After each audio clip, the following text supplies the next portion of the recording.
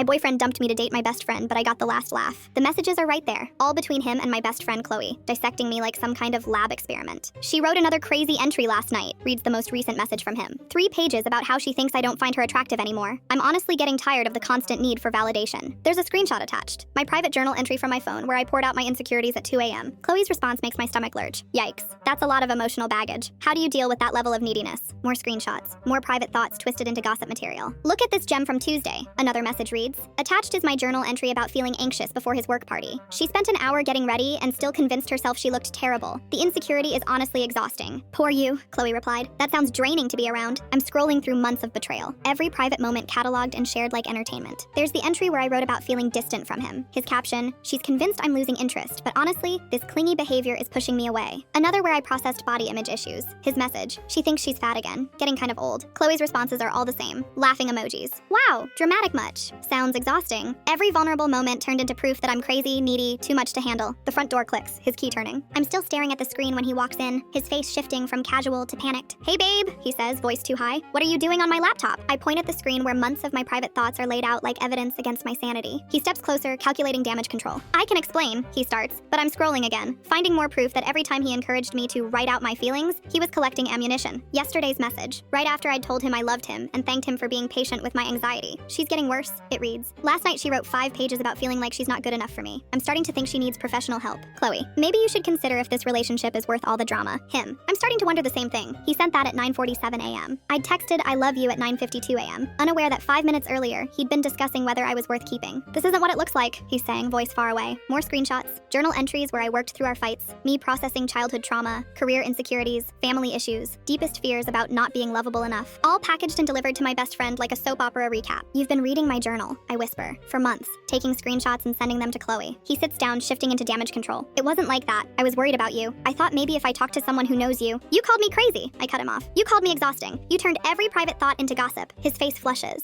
I never said you were crazy. I scroll to a message from 2 weeks ago. Right here. She wrote another paranoid entry about thinking I don't love her. This level of crazy is honestly becoming a problem. Silence stretches between us while he stares at his own words. Full story on my channel below.